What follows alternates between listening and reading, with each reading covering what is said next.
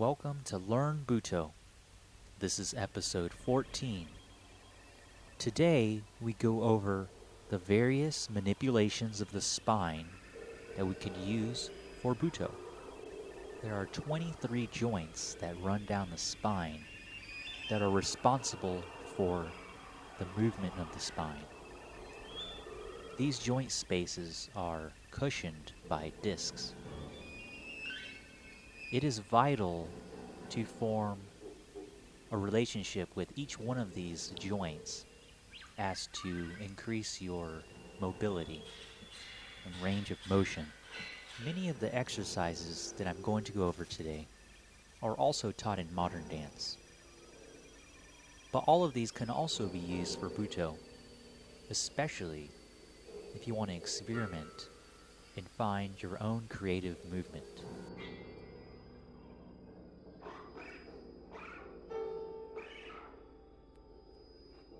We first begin with a frontal roll down.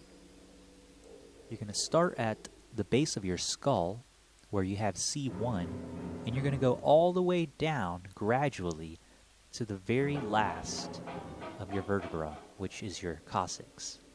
You can think of dominoes coming down your spine in slow motion.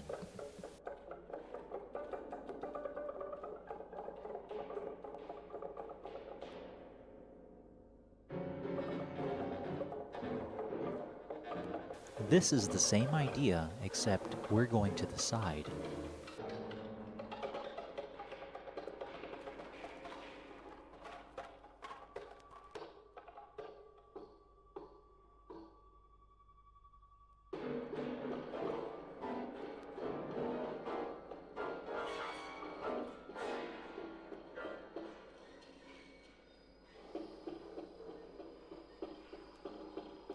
In the head-tail curve, you're going to have the base of your skull and the base of your spine going toward each other as if you were bending a pillow in half. C1 and your coccyx are going toward each other at the same time.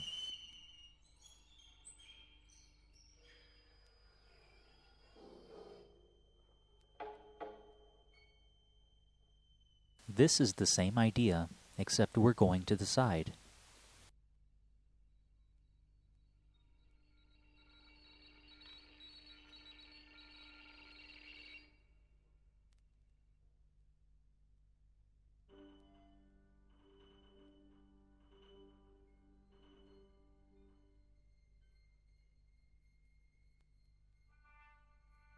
This is more of an intermediate move and one I discovered, even though I'm sure many have before me. For this one, you need a good understanding of both the roll down and the head-tail curve, because this is doing both of those at the same time.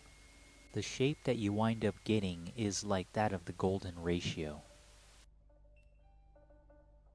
Movement trickles down the spine at the same time that the head and the tail are moving toward each other.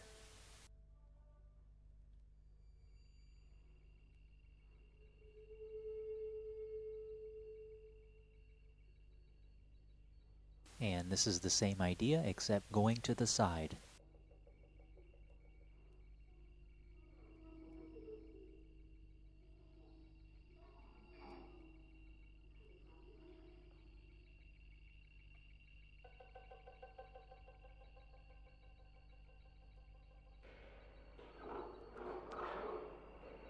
For the frontal flat back, you're going to engage the core, but you're also going to engage your tailbone, the coccyx, which will basically make your butt stick out.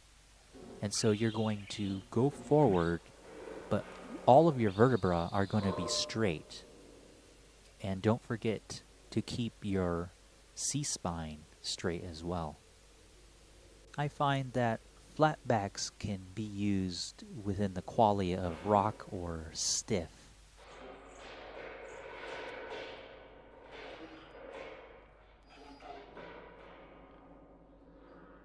This is the same concept except to the side.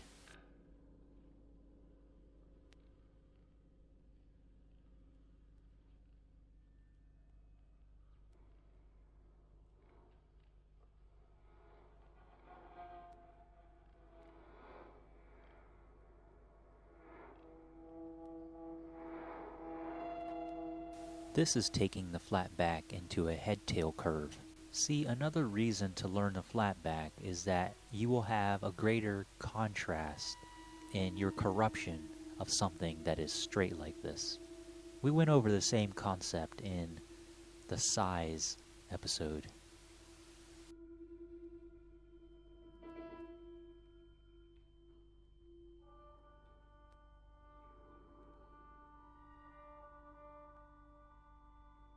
This is the same concept, except we're doing a roll down instead.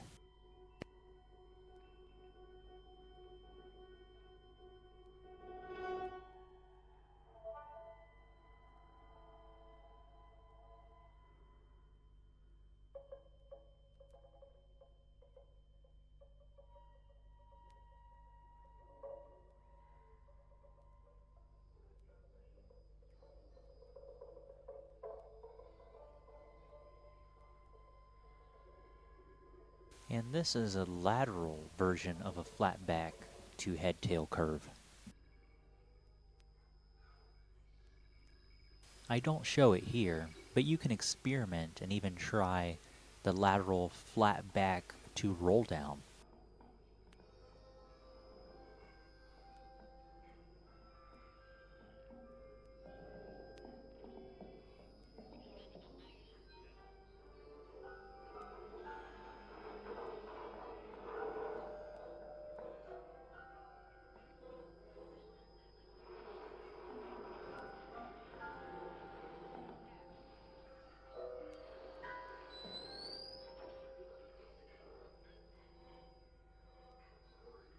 This is the same head-tail we covered, except we're going down into a spiral as we do it.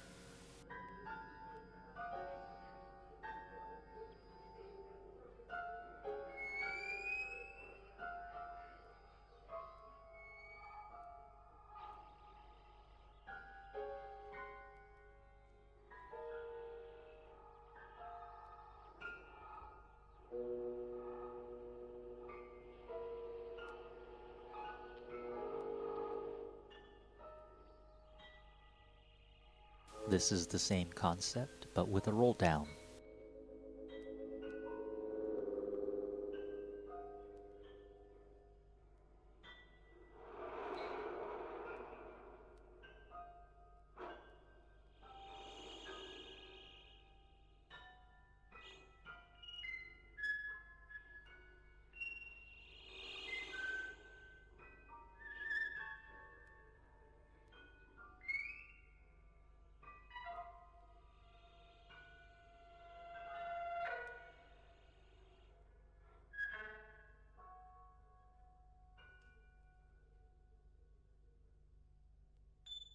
And if you really want to challenge yourself, you can try this with a golden spiral roll down.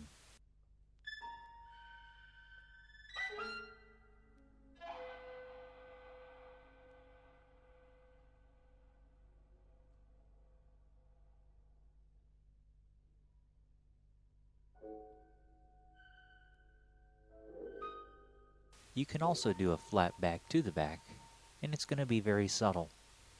You can also try all the things that we learned today with the back, and it's definitely going to be very subtle. The spinal wave is used in belly dance, but also in hip-hop. But quadrupedal animals also use this type of movement. There's a ripple here going from my feet to my head. Make the ripple go back down from my head to my feet. As you can see, it makes a circle. What makes this movement pretty spectacular is that depending on perspective, you can see the circle as going over and under you or under and over you, and the directions can shift. It's almost like they're both going on at the same time. It's perhaps like the yin and yang. And this is the same concept except to the side. And I don't show it here, but you could continue these movements to loop around.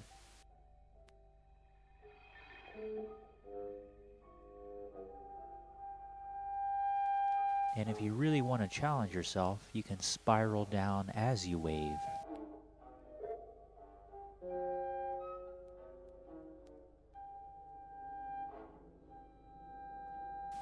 And as my instructor Rhizome Lee always taught, after you delve with all this technique, get to a point to where you just forget it all. Don't even think about it and just start creating movement, going inside and seeing what happens.